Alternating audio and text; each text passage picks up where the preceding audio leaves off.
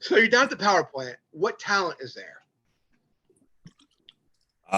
Myself, Alan Funk, Mike Sanders, Kid Romeo, Chuck Palumbo.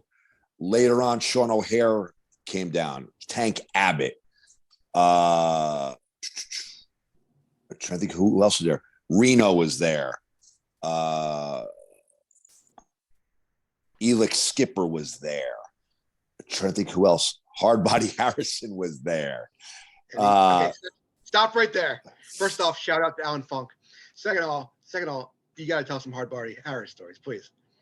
All I could say was he was nuts. Like, I can't get into you know this. He was nuts. He was just nuts. That's nuts. And that's all. I really don't want to expound upon anything. He was nuts. Yeah. Got it. All right. How do they come up with Crowbar? Who pitches it to you? How do they explain it to you? I had been going for a while, and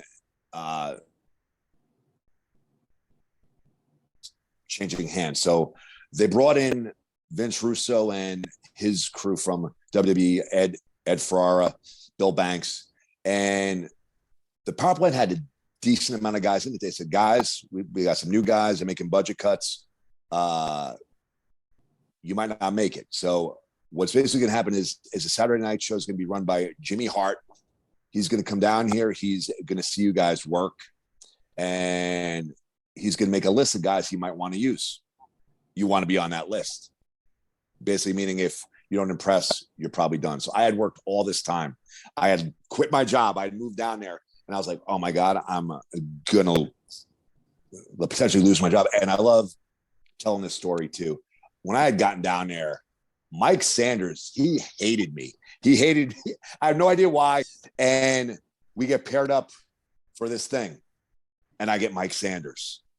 And I was just telling a story to Alan Funk in the car. And I go, dude, you don't like me. I know you don't. I go, I'm not too fond of you because of the way you don't like me. I go, but I know we both want to try to keep our jobs. I go, and you're awesome in the ring. I think I'm good. Let's just do a killer match. Let's save our jobs and whatever. We go out there. We do a whole bunch of great stuff. We kill it. And from that point on, we were like this. And I love Mike Sanders now. I love whenever I get to see him. I love it. But we started out like I was like this outsider coming into the power plant, and I don't know. We just did not get along. It was like oil and water. And now he's probably one of my favorite people I've ever met in the business. You're going to Saturday night, 2 or 3 shows in, they put me with Mike to do the same match. So then I go to Saturday night. The first match is with Kidman. It was great to see a familiar face. And at that time, he's up there. He's getting a hell of a push. Takes great care of me. Gives me a ton of stuff to do. Really makes me look good. The following week is Vampiro. Again, treats me great. Lets me do a whole bunch of stuff. Really competitive match. Then I believe it was Mike Sanders, followed by Jamie Howard, who went on to be Jamie Noble. You're Devin Storm during this. I'm a dark-haired Devin Storm looking evil. Evil looking Devin Storm. Got it. And then that run ends with I go to Vail, Colorado, and I wrestle Chris Benoit. I go in there and I see our names up on the bottom. Oh my God, I'm wrestling Chris Benoit. Say whatever you want about what happened. It's an unfortunate situation, really horrible situation. But in the ring, he was incredible. He was an outstanding in-ring performer. And at that time, me wrestling Chris Benoit was like a casual fan getting to wrestle Hulk Hogan. It was a huge deal to me. Was a huge fan. Jimmy Hart had asked him to really take good care of me because they were starting to groom me to come up and be the next big cruiserweight to come up, like a new cruiserweight out of the power plant to go to the next show. That was the trajectory at that time. Wrestle Chris Benoit, have a great match. I forget who got in a car accident.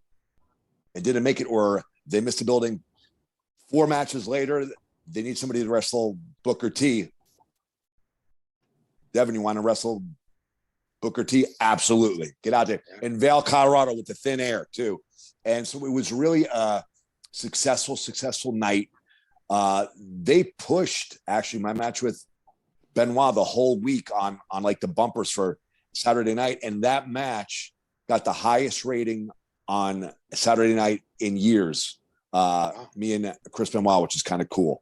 So the story goes, as I've been told from a few different people, there's all different variations, but it was basically when they taped, it was Nitro, Thunder, then they taped the Saturday night show. So they flew me in before the Saturday night show. The guys were coming back from Nitro, so they were in the hotel bar from the show. I had just flown in, got settled, wanted to get something to eat. I go down to the hotel bar, and I have this scraggly, long black hair, and it's down, leather jacket on, and whatever. And as the story goes, it was something like Vince Russo goes, "Who is that guy?" And yada, yada, yada.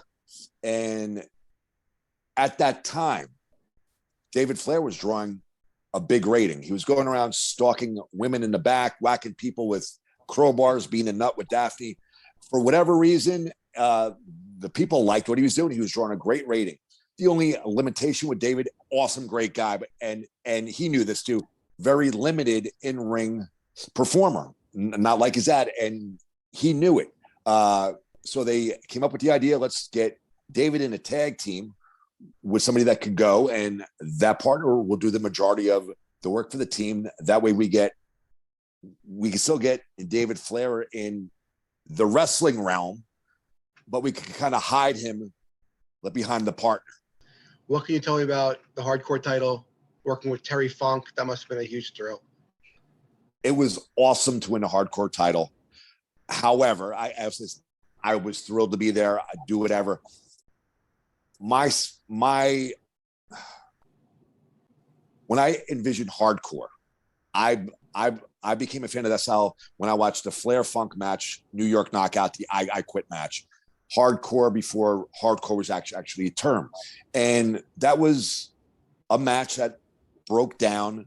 But when they started using weapons, they used what I think hardcore should be with stuff that naturally would occur at ringside: a guardrail, a chair, announcer's table, a bell, microphone with no microphone wires, but maybe a lighting wire or something now like that. The tables under the ring, I'll give you that. They've been grandfathered in. It's just accepted that for whatever reason, when you set up a ring, people just leave tables there. That's just it. And except, I don't know why they're there. It's just part of the setup. I think it does something to balance the ring or something, but they're under there. I'm sure they serve some kind of a purpose. They're there. One of my favorite matches of all time is Flair and Funk. And then we go down the line, and now I'm going to wrestle Terry Funk for the hardcore title at Starrcade, which if you were up, Starrcade was essentially WCW's WrestleMania.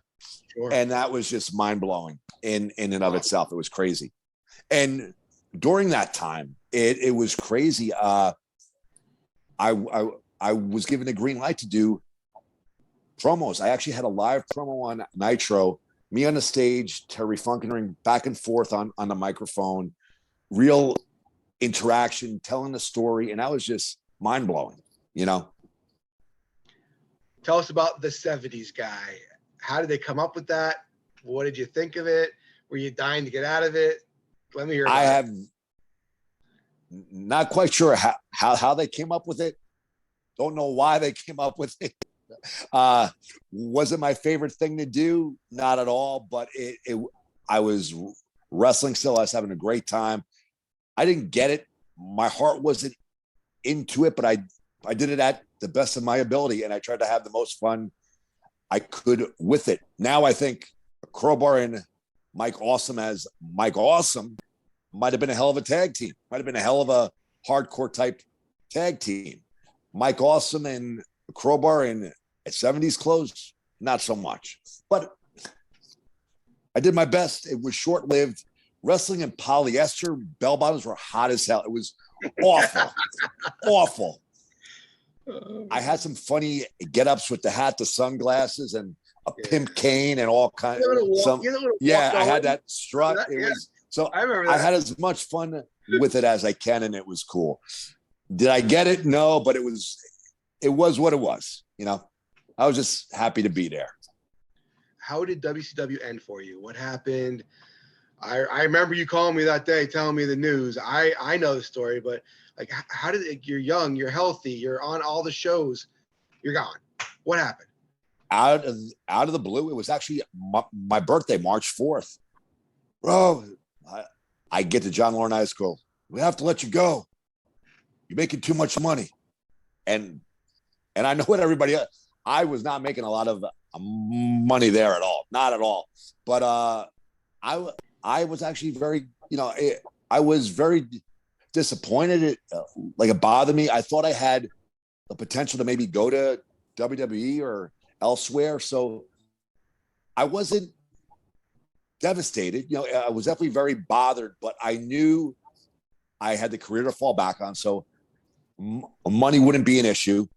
And that if need be, I could go to being a full-time physical therapist, part-time wrestler again. So it was just, I licked my wounds a little bit, felt sorry for myself for about a day or two, and then I started looking for physical therapy jobs.